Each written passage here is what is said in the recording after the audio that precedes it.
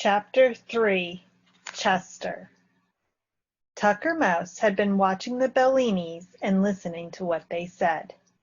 Next to scrounging, eavesdropping on human beings was what he enjoyed most. That was one of the reasons he lived in the Times Square subway station. As soon as the family disappeared, he darted out across the floor and scooted up to the newsstand. At one side, the boards had separated and there was a wide space he could jump through. He'd been in it a few times before, just exploring. For a moment, he stood under the three-legged stool, letting his eyes get used to the darkness. Then he jumped up on it. "Psst," he whispered. "Hey, you up there, are you awake?" There was no answer. "Hey," Tucker whispered again, louder this time. From the shelf above came a scuffling, like little feet feeling their way to the edge. "Who is that going psst?" said a voice. "It's me," said Tucker, "down here on the stool." A black head with two shiny black eyes peered down at him. "Who are you?" "A mouse," said Tucker. "Who are you?" "I'm Chester Cricket," said the cricket. He had a high musical voice. Everything he said seemed to be spoken to an unheard melody. "My name's Tucker," said Tucker Mouse. "Can I come up?" "I guess so," said Chester Cricket. "This isn't my house anyway." Tucker jumped up beside the cricket and looked him all over. "A cricket," he said admiringly. "So you're a cricket. I never saw one before." "I've seen mice before," the cricket said. "I knew quite a few back in Connecticut." "Is that where you're from?" asked Tucker. "Yes," said Chester. "I guess I'll never see it again," he added wistfully. "How did you get to New York?" asked Tucker Mouse. "It's a long story," sighed the cricket. "Tell me," said Tucker, settling back on his haunches. He loved to hear stories. It was almost as much fun as eavesdropping, if the story was true. "Well, it must have been 3 days ago," Chester Cricket began. "I was sitting on top of my stump, just enjoying the weather and thinking how nice it was that summer had started. I live inside an old tree stump next to a willow tree, and I often go up to the roof to look around. And I'd been practicing jumping that day too. On the other side of the stump from the willow tree there's a brook that runs past, and I'd been jumping back and forth across it to get my legs in condition for the summer. I do a lot of jumping, you know." "Me too," said Tucker Mouse, "especially around the rush hour." "And I had just finished jumping when I smelled something," Chester went on. "Liverwurst, which I love." "You like liverwurst?" Tucker broke in. "Wait, just wait." In one leap, he sprang down all the way from the shelf to the floor and dashed over to his drain pipe. Chester shook his head as he watched him go. He thought Tucker was a very excitable person, even for a mouse. Inside the drain pipe, Tucker's nest, was a jumble of papers, scraps of cloth, buttons, lost jewelry, small change, and everything else that can be picked up in a subway station. Tucker tossed things left and right in a wild search. Neatness was not one of the things he aimed at in life. At last he discovered what he was looking for, a big piece of liverwurst he had found earlier that evening. It was meant to be for breakfast tomorrow, but he decided that meeting his first cricket was a special occasion. Holding the liverwurst between his teeth, he whisked back to the newsstand. "Look," he said proudly, dropping the meat in front of Chester Cricket. "Liverwurst! You continue the story, and we'll enjoy a snack too." "That's very nice of you," said Chester. He was touched that a mouse he had known only for a few minutes would share his food with him.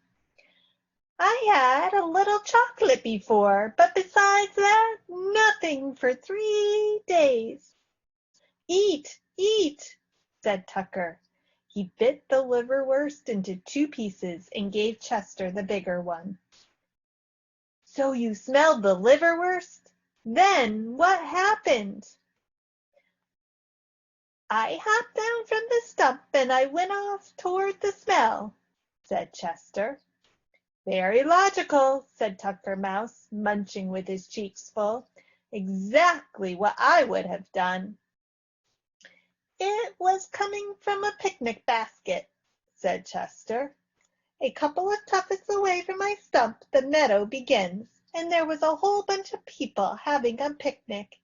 They had hard-boiled eggs and cold roast chicken and roast beef and a whole lot of other things besides the liverwurst sandwiches which I smelled."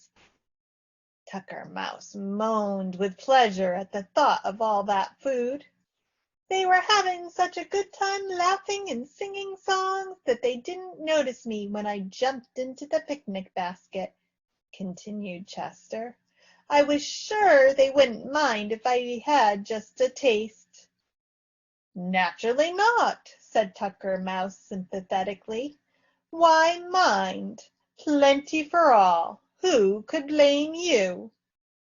"Now, I have to admit," Chester went on, "I had more than a taste. As a matter of fact, I ate so much that I couldn't keep my eyes open.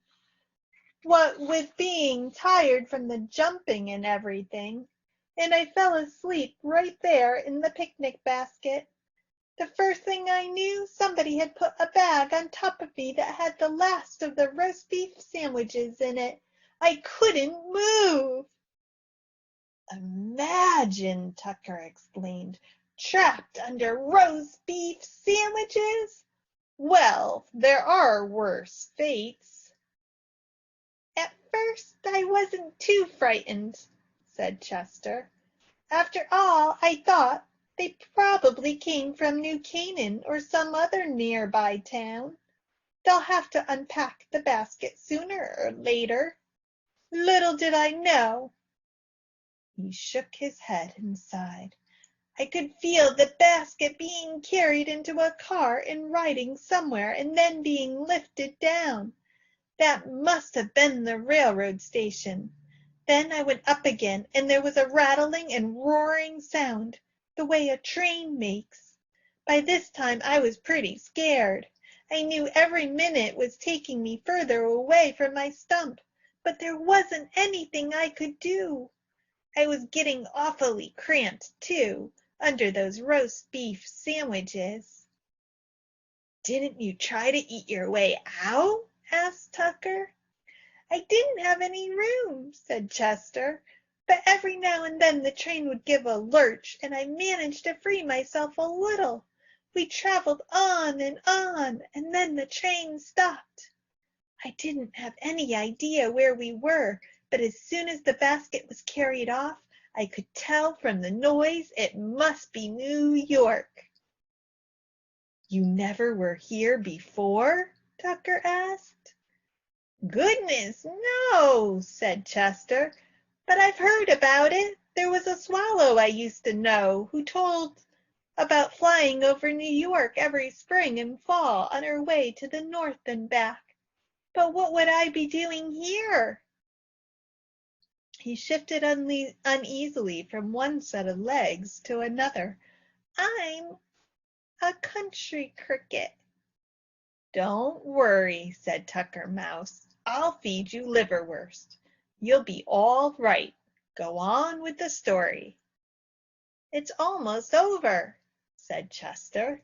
"The people got off one train and walked a ways and got on another, even noisier than the first." "Must have been the subway," said Tucker. "I guess so," Chester Cricket said. "You can imagine how scared I was. I didn't know where I was going. For all I knew, they could have been heading for Texas, although I don't guess many people from Texas come all the way to Connecticut for a picnic." "It could happen," said Tucker, nodding his head. "Anyway, I worked furiously to get loose, and finally I made it. When they got off the second train, I took a flying leap and I landed in a pile of dirt over in the corner of this place where we are." "Such an introduction to New York," said Tucker, "to land in a pile of dirt in the Times Square subway station. Tss, tss, tss. And here I am," Chester concluded forlornly. "I've been lying over there for 3 days, not knowing what to do. At last I got so nervous I began to chirp." "That was the sound," interrupted Tucker Mouse. "I heard it, but I didn't know what it was." "Yes, that was me," said Chester. "Usually I don't chirp until later on in the summer, but my goodness, I had to do something." The cricket had been sitting next to the edge of the shelf. For some reason, perhaps it was a faint noise like padded feet tiptoeing across the floor, he happened to look down. A shadowy form that had been crouching silently below in the darkness made a spring and landed right next to Tucker and Chester. "Watch out!" Chester shouted. "A cat!" He dove headfirst into the matchbox.